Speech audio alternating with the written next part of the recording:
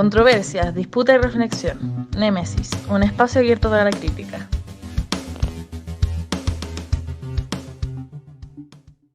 Sean muy bienvenidos todos a esta serie de podcast titulada Controversias, disputas y reflexión. Némesis, un espacio abierto para la crítica. Esperamos que se encuentren muy bien en sus hogares y que disfruten de este primer capítulo. Mi nombre es Ignacio Allende y junto a Michelle Garnica tenemos el gusto de estar al aire en esta primera entrevista en torno a la pandemia COVID-19 en Chile y la desigualdad social.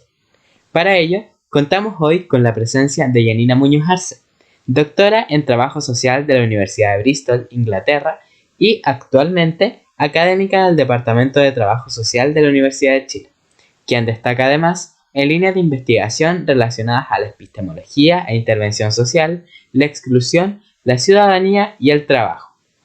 Hola, muchas gracias por haberme invitado a este ciclo de entrevistas. Estoy muy contenta de poder participar y colaborar en un diálogo entre académicos, estudiantes, comunidad en general. Así se hace universidad, así que muchas gracias. Bueno, la primera pregunta que tenemos para ustedes en contacto con la pandemia, ¿qué ha significado para su rutina diaria y su vida en general? Ha sido bien complejo porque, mira, nunca uno puede salirse o no reconocer el lugar de privilegio que tenemos quienes tenemos un empleo estable y remunerado de manera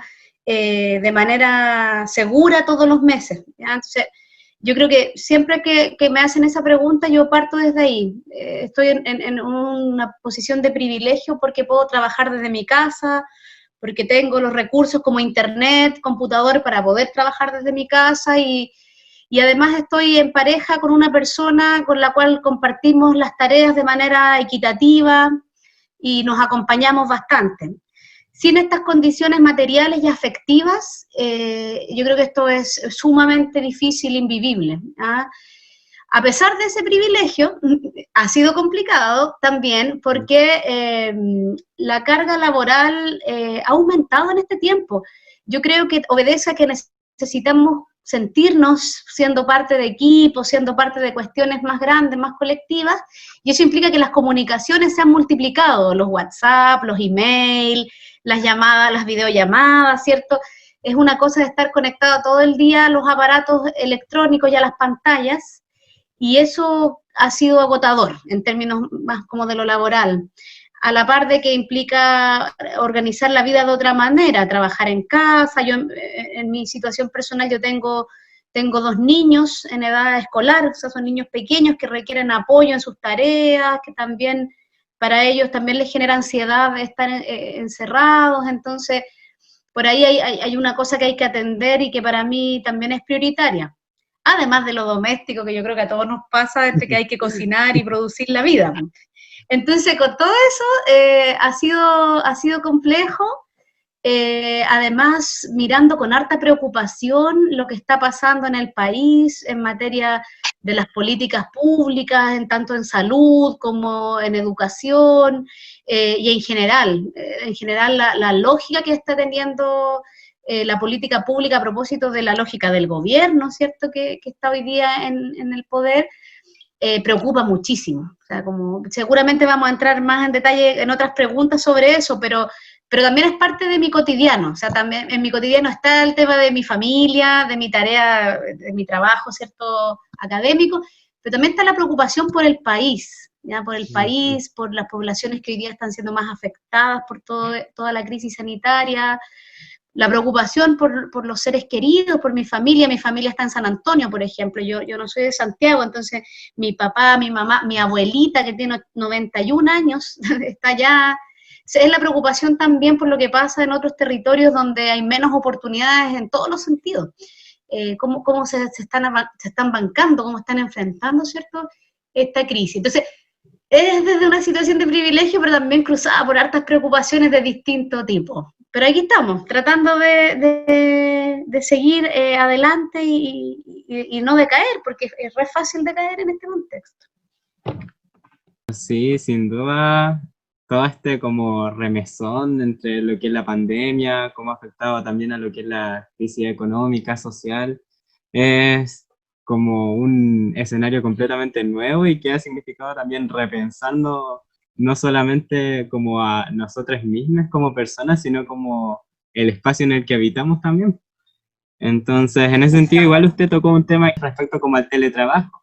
Usted hablaba de que igual su ritmo como de lo que es, valga la redundancia, del trabajo ha aumentado, como lo que es la carga laboral. Entonces, en ese sentido, ¿qué opina usted de este nuevo sistema como laboral y también lo que han significado las reformas laborales en este contexto y cómo se está potenciando también la estructuración injusta de los modelos socioeconómicos? Sí, mira, ese tema yo creo que va a ser un tema que va a estar marcando la agenda mucho tiempo. Se están reconfigurando las relaciones laborales y el sentido que tiene el trabajo también. Hoy día vemos que para las personas, insisto, que estamos en una situación de privilegio porque podemos hacer teletrabajo y tenemos los recursos materiales para poder hacerlo, esto implica que el trabajo coloniza todos tus espacios de la vida personal. O sea, yo eso lo veo, lo vivo en carne propia, lo veo en mi pareja, lo veo en mis amigos más cercanos, en mis compañeros de trabajo. Esto significa que no hay una división entre la vida privada, de alguna manera, la vida personal, ¿cierto?, y la vida laboral. Y eso, si bien no es solo producto del teletrabajo, eso es algo que venía ocurriendo hace tiempo, ¿sí? Sí. Esta sobrecarga, esta aceleración de las comunicaciones, que obedece también a un modelo que es así, que es un modelo neoliberal, ¿cierto?, que se basa precisamente en la rapidez, en la eficiencia, en la competencia, ¿cierto?, en el éxito medido en metas súper concretas, y que la universidad no está exenta de esa lógica. O sea, los académicos y académicas también somos evaluados en función de esos criterios de universidad que priman en el mundo, no solo en Chile. Entonces, yo creo que esta colonización de lo laboral en la vida privada ya se venía produciendo hace décadas, se venía intensificando, pero con esto que estamos viviendo hoy del teletrabajo, eso se multiplica sumado, pero yo creo que tiene mucho que ver con este intento de reemplazar lo presencial por una presencia virtual que se multiplica a propósito de la necesidad de sentirse que uno está con otros, que uno no está aislada, ¿cierto?, intentando hacer su trabajo o salir adelante. También yo me he fijado, al menos en la experiencia que yo tengo y de las personas más cercanas que me rodean, que también esta crisis ha sido una oportunidad para pensar ideas nuevas. Entonces, han proliferado una cantidad de ciclos de seminario, propuestas de activismo, de apoyo a ciertos colectivos, de armar redes que antes no habíamos armado. O sea, también esta sobrecarga, ¿cierto? Esta sobrecarga y multiplicación de las comunicaciones diarias tiene que ver con esos proyectos alternativos, de imaginar que el trabajo puede ofrecer otras opciones y de alguna manera subvertir esta lógica neoliberal, competitiva, eficiente, etcétera, introduciendo otros elementos que antes no eran parte del trabajo, probablemente, que uno lo hacía en su vida personal después de las 7 de la tarde o el fin de semana. Hoy día todos esos planos se mezclan, eso al menos yo lo veo en mi experiencia. Ahora, yo estoy en trabajo social, en el departamento de trabajo social, donde por supuesto, por la propia naturaleza de esta disciplina, estamos involucrados, ¿cierto?, en la discusión de los problemas sociales, de la política pública, de las respuestas, de cómo los movimientos sociales y los colectivos se articulan, qué debates, qué discursos hoy día reproducen lógicas de dominación, etcétera. Entonces, también la superposición entre la vida personal y laboral es casi inevitable. Eso en el caso de quienes estamos en esta situación. Ahora, en el caso de las personas que no tienen el privilegio de poder hacer teletrabajo y que son la gran mayoría de las personas hoy día en Chile, la situación es sumamente compleja. O sea, las personas en verdad no tienen una posibilidad de hacerlo de otro modo. Entonces eso significa que exponen su vida a diario con toda la preocupación que eso implica para sus familiares. Lo veo yo, por ejemplo, en el caso de mis estudiantes. Yo tengo varios estudiantes que hoy día están muy preocupados porque sus padres, sus madres, qué sé yo, distintas personas de su familia tienen que salir a trabajar obligatoriamente. Bueno, en mi familia también, mi hermano, mi papá, en fin. Entonces, uno ve cuán frágil es esa situación y cómo, a propósito de la crisis del coronavirus, lo que vemos es que se exacerban esas inequidades, esas desigualdades, esa desprotección. Y eso tiene que ver con la política de Estado que tenemos hoy día, la política donde la responsabilidad está puesta en los individuos. Son los individuos los que son responsables de cuidarse, de no contagiarse, ¿sí? De trabajar para tener lo que requieran para alimentarse. No hay una lógica de protección a las personas, sino más bien las personas tienen que rascarse con sus propias uñas, tienen que salir adelante como puedan, esforzarse para merecer algo. Entonces, vemos hoy día que todas esas lógicas que, insisto, no son solo de ahora, son lógicas que vienen hace décadas y que son resultados de un modelo neoliberal, de una racionalidad neoliberal, hoy día explotan, pues hoy día lo vemos sobre la mesa de la manera más brutal y descarnada, pero eso ha venido siendo sembrado hace décadas. En este contexto que usted nos plantea de las lógicas, ¿cómo piensa usted que se podrían hacer límites horarios para separar el trabajo y el hogar? Sí, yo creo que, a ver, hay cambios que tienen que ver con la cultura de los trabajos, ¿ya? Como la cultura organizacional o la cultura laboral de los lugares donde uno trabaja, y cada lugar es diferente en ese sentido. Por ejemplo, yo estoy trabajando con algunas profesoras que están en Inglaterra, y lo que yo a veces les mando correos electrónicos para coordinarnos por algo, y me llega una respuesta automática de ellas que dice: estoy en teletrabajo, yo soy madre, estoy cocinando, tengo miles de cosas que hacer en mi vida diaria, por tanto estoy trabajando al 50% de mi capacidad, este correo te lo voy a responder cuando pueda. Y es una respuesta automática. No, ¿me entienden? Lo tienen programado el email. Entonces, bueno, es otra cultura organizacional. En otro periodo, el año pasado, por ejemplo, en las universidades inglesas estuvieron en huelga general y era lo mismo. Uno mandaba un mail y te respondían: en este momento estoy en huelga apoyando tales y tales y tales demandas del sindicato de trabajadores, bla, bla, bla, por tanto me voy a demorar en contestar tu correo.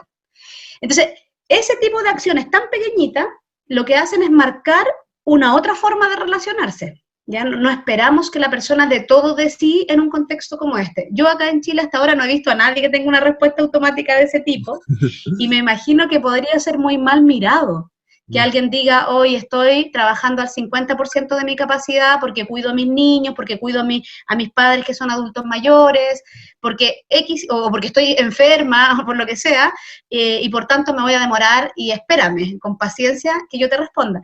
Eso no existe, y eso tiene que, o yo al menos no lo he visto hasta ahora, y yo creo que tiene mucho que ver con nuestro ethos laboral. Nuestro ethos laboral en Chile es de una cultura del sacrificio que es tremenda. O sea, la persona que pone límites es vista como una persona floja, como una persona que no se quiere comprometer. Entonces es al revés, es bien visto que una persona esté involucrada 24/7 en su trabajo, y no poniendo esos límites para resguardar su salud mental, ¿sí? Para dedicar su vida a hacer distintas cosas, etcétera. Insisto, no es desde ahora, eso viene sembrándose hace décadas con el modelo neoliberal que tenemos. Ahí hay un concepto bien interesante que lo trabaja una psicóloga, psiquiatra argentina, que se llama Elena de la Aldea, que se llama la subjetividad heroica. Hace poco hemos estado trabajando eso en el núcleo de estudios interdisciplinarios en trabajo social, donde yo participo, a propósito de que hay una idea subjetiva de construir nuestra posición, ¿cierto?, como trabajadoras, como profesionales, desde una perspectiva de héroes, de ser héroes, ¿ya? Ustedes lo habrán visto hoy día en todos los reconocimientos que hay, por ejemplo, el personal de salud, donde médicos, enfermeros, etcétera, aparecen con una figura angelical, ¿cierto?, sosteniendo el mundo como héroes, que es maravilloso. O sea, yo soy la primera en aplaudirles, que son personas que arriesgan su vida todos los días, absolutamente, eso no está en cuestión. El tema es que cuando ponemos toda la responsabilidad y la virtud, ¿cierto?, en estos héroes, lo que queda de lado es mirar la política, es mirar qué condiciones tienen estas personas para hacer este trabajo, ¿sí? Qué políticas el Estado emana, y el gobierno, particularmente el gobierno que hoy día está en el poder, ¿cierto? Qué políticas diseña e implementa para proteger y cuidar a la población y no para exponerla, para proteger y cuidar a estos profesionales de la salud y no exponerles. Entonces, esta idea del héroe, yo creo que todos la reproducimos de alguna manera en nuestros espacios laborales, ¿ya? De sacrificar el todo por el todo, y muchas veces eso a costa de la salud mental. O sea, ese es un tema que también lo veníamos viendo hace tiempo, pero que con esta crisis sanitaria y política que tenemos de fondo se va a exacerbar. O sea, aquí vamos a tener que atender y atendernos en esos términos, en términos de la fragilidad de la salud mental, como un gran tema. Ustedes, los estudiantes, ya pusieron ese tema en movilizaciones anteriores. Yo estoy absolutamente de acuerdo con que ha sido un área muy descuidada, y eso es consecuencia, insisto, de esta racionalidad que hemos venido sosteniendo, pero que yo creo que con mucha esperanza que ya no más. O sea, como aquí hay muchas cosas que tienen que cambiar. Súper interesante ese punto también, considerando que hay varias trabajadoras y trabajadores también del área de salud que están disconformes con cómo se ha tratado el abastecimiento de los mismos recursos e implementos médicos que utilizan para su propio trabajo. Exacto. Y a propósito de esto, ¿qué cree usted que puedan hacer las ciencias sociales y en especial el trabajo social como en este complejo escenario? Mira, aquí desde trabajo social en particular, trabajo social viene hace mucho tiempo generando investigación, generando estudios, ¿cierto?, respecto de estas realidades que aquí hemos tocado, estas y otras realidades. En ese sentido, yo creo que necesitamos articular esa producción de conocimiento que venimos desarrollando hace mucho tiempo y poder ponerla a disposición de la discusión pública, poder ejercer algún tipo de incidencia pública desde estos conocimientos, desde este trabajo que hemos venido consolidando. Y no hablo solo de la Universidad de Chile, que nosotros en el trabajo con los núcleos y en distintas estrategias que nosotros hemos ido desarrollando podemos tener, sino también en general, en el concierto, ¿cierto?, de trabajo social. El Colegio de Trabajadoras y Trabajadores Sociales ha hecho un importante avance en ese sentido, de emitir declaraciones públicas, de participar en la Federación de Colegios Profesionales de Chile, donde están los distintos gremios, ¿cierto? Tenemos la red de escuelas de trabajo social, del CRUCH, la CHETSU, que es la Asociación Chilena de Escuelas de Trabajo Social, la red de investigadoras en trabajo social. Entonces tenemos distintas orgánicas que desde sus propios lugares han estado produciendo y aportando. Yo creo que llega un punto en que más que fragmentar, ¿cierto?, nuestros aportes, lo que necesitamos es articularlos, pero no solo para hablarnos a nosotras mismas, sino para interpelar y para ejercer algún tipo de incidencia en lo que hoy día está ocurriendo.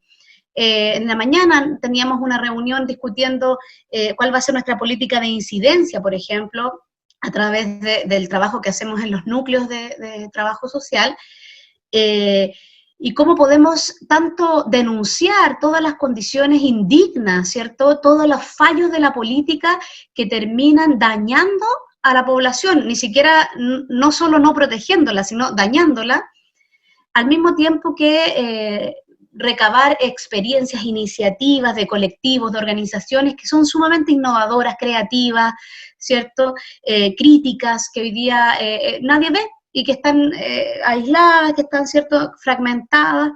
Entonces, ¿cómo nosotros como trabajo social tenemos la capacidad de articular, visibilizar e incidir a propósito de todo esto? Eso en términos de la disciplina. Yo creo que ese es nuestro gran desafío en este contexto, en estos tiempos críticos, como lo hemos llamado en el seminario que estamos realizando. Aprovecho de pasar ese aviso. Una vez al mes tenemos una sesión de seminario que se llama Pensar a Trabajo Social en Tiempos Críticos, y estas temáticas son las que hemos estado abordando y vamos a seguir en ello. Las ciencias sociales, en términos más amplios, yo creo que va en la misma línea mi apreciación. Las ciencias sociales, desde una perspectiva transdisciplinaria, desde los aportes que cada una de las disciplinas puede aportar, es más relevante que nunca. Hoy día no podemos estar en una situación de aislamiento disciplinar. Los problemas que enfrentamos son sumamente complejos. Teletrabajo, los problemas de salud mental, ¿para qué hablar de los problemas sanitarios propiamente tal? Todo lo que va a pasar en términos de pobreza, que seguro se va a recrudecer, se va a intensificar, ¿cierto? La pobreza, también la discriminación a ciertos grupos que hoy día, en contexto de pandemia, vemos que salen a flote precisamente los racismos, la xenofobia, las homofobias, etcétera. Entonces, yo creo que como ciencias sociales necesitamos avanzar y afiatar ese diálogo transdisciplinario que implica el reconocimiento y la articulación de todos los saberes, ¿cierto?, que se pueden aportar para hacer respuestas integrales a lo que se está viviendo hoy. Escucharla también es como un abrir de puertas y ventanas increíble, porque también se siguen varias pistas a lo que hacer también en un contexto post-pandemia. Entonces, en ese sentido, quizás también vale preguntarnos cómo creemos que se avecina este escenario y considerar también que se arrastran varias deudas pendientes en torno a lo que es, por ejemplo, el estallido social de octubre del año pasado. Claro, o sea, pensando en lo que se viene, bueno, resulta difícil hacer pronósticos porque creo que todos los días va cambiando la situación y se va complejizando más a mi gusto. Sin embargo, si uno observa lo que ha venido ocurriendo, toda la revuelta social o estallido, como también se le llama, desde el 18 de octubre, lo que da cuenta que aquí, como tú bien planteas, Ignacio, hay deudas históricas, ¿cierto?, con la ciudadanía, que han sido puestas en suspenso, ¿cierto?, en pausa en este tiempo en que estamos intentando cuidarnos entre todos, pero que sin duda estas cuestiones están ahí latentes. Además, en este tiempo de pandemia, en este tiempo de lo que va desde marzo hasta ahora, lo que hemos visto es que las decisiones que el gobierno toma vienen precisamente a confirmar, ¿cierto?, a reforzar la demanda de la revuelta social de octubre. O sea, hoy día lo que hemos visto es que queda al descubierto, ¿cierto?, en toda su crudeza, todos los rasgos del neoliberalismo que son por los cuales se genera la revuelta de octubre. O sea, la respuesta de bonos, responder con bonos es responder con más neoliberalismo, cuando lo que se denunciaba era el neoliberalismo. La ley de protección al empleo, entre comillas, de protección al empleo, respuesta neoliberalista ante una demanda que era todo lo contrario. Y así, si uno podría ir enumerando en todas las áreas, en educación, por supuesto, hacer vacaciones en medio a 2 semanas de haber empezado la cuarentena, o la instrucción de que funcionarios públicos volvieran a sus lugares de trabajo. O sea, imagínate si eso se hubiese hecho efectivo. O sea, todos esos desaciertos en términos de política pública vienen a reforzar que lo que aquí está primando es una racionalidad neoliberal y que las respuestas siguen y no pueden ser de otra manera, siguen siendo neoliberales. Por tanto, lo que se viene es, en términos de revuelta política, si uno quisiera, o de discusión política, va a ser súper potente. Tenemos además el plebiscito que está programado para octubre, donde también se van a expresar distintas fuerzas, también va a haber ahí una disputa en términos discursivos y materiales. Entonces, yo creo que lo que se viene, yo al menos en la experiencia que yo he tenido, en los grupos donde yo participo, razones para continuar movilizados en términos políticos abundan. Lo que pasa es que, claro, físicamente no nos podemos encontrar en este minuto, pero las redes sociales sirven para que esos espacios de discusión política sigan vigentes, y eso, todos hemos participado en ese tipo de instancia en este tiempo. Por lo tanto, yo creo que en el ámbito de lo político se vienen grandes discusiones, debates y disputas sobre cómo vamos a construir este país. Pero eso aparejado con procesos en términos económicos sumamente delicados. O sea, aquí ya Fundación Sol lo lo pronostica, ¿sí? Fundación Sol mostró algunos datos respecto de cómo va a aumentar la desigualdad y la pobreza en estos tiempos, y así otros organismos. Desde Claxo también se han realizado bastantes seminarios en este último tiempo para alertar de lo que viene en términos de precarización en todos los ámbitos de la vida, para los distintos grupos, para las mujeres, en fin, para todos los grupos de la población. Entonces, viene una alta precarización, un recrudecimiento de la pobreza, de la exclusión de los grupos de siempre, pero ahora reforzado por una lógica material, ¿cierto?, que se va a expresar en no tener que comer, o sea, de pasar hambre, lo hemos visto las semanas pasadas. Y a la par del desazón y de la incomodidad, ¿cierto?, y de las ganas de cambiar esta lógica que tenemos en suspenso, ¿cierto?, desde marzo, pero que se sigue manifestando por otros canales. O sea, yo creo que se nos viene un segundo semestre muy agitado, donde vamos a tener que ponernos con todo en los distintos espacios en que cada quien pueda aportar, porque hay desde necesidades materiales concretas, lo decíamos recién, hambre, o sea, estamos hablando de cuestiones súper concretas y que es necesario atender, sin por eso caer en el asistencialismo, pero en este caso estamos hablando de una asistencia, ¿ya? Que es un derecho, o debiese ser un derecho, pero no opera así en este momento. Entonces, yo creo que toda la acción colectiva que pueda ir en esa línea de apoyar a los territorios, a las comunidades en temas materiales, bienvenido, y hay que hacerlo. Pero no solo eso, o sea, también el involucramiento en todos los procesos políticos de disputa, ¿cierto?, de los sentidos, de los discursos y de las decisiones que se van a tomar en los próximos meses para definir la ruta, ¿cierto?, que este país va a transitar. Eso es sumamente relevante desde todas nuestras disciplinas de las ciencias sociales y más allá. Así que, bueno, se nos viene muchísimo, muy intenso. Por lo tanto, también hay que estar bien y hay que cuidarse para llegar en buenas condiciones a esas batallas. Le queríamos agradecer, profe, por su tiempo, por estar aquí presente con nosotros, y por último le queríamos pedir una recomendación de un libro o una película para pasar esta cuarentena. Excelente idea.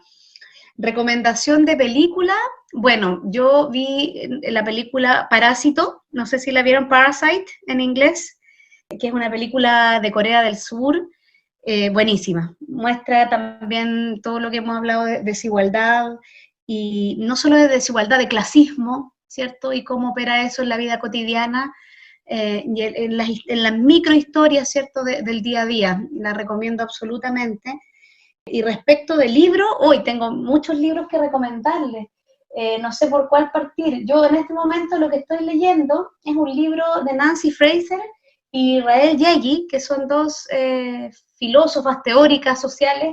El libro se llama Capitalismo, nada más, tan simple como eso, y explica desde los fundamentos, ¿cierto?, del capitalismo y sus expresiones hoy día en la crisis financiera, en la crisis del endeudamiento, en todo lo que tiene que ver con la discriminación a las distintas orientaciones sexuales, a las disidencias, a los migrantes, etc. Es un libro bien actualizado. Ese es un libro que yo recomendaría ahora, y hay otro que es una colección de distintos autores y autoras que se llama Teoría Crítica para Tiempos Críticos, también la recomendaría, que implica una interpelación a las teorías críticas hoy, cómo se posicionan en estos tiempos críticos.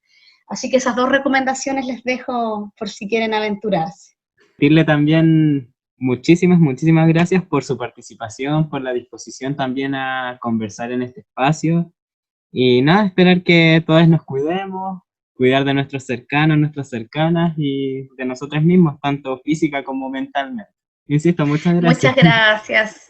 Gracias a Michelle, gracias a Ignacio, y ya yo les agradezco este espacio, porque yo creo que es súper importante hoy día generar estos diálogos. Así que yo feliz de que me hayan invitado y les deseo mucha suerte en este proyecto y en todo lo que están haciendo en la revista, ¿ah? Que sea ahí muy difundida y que dé harto que hablar.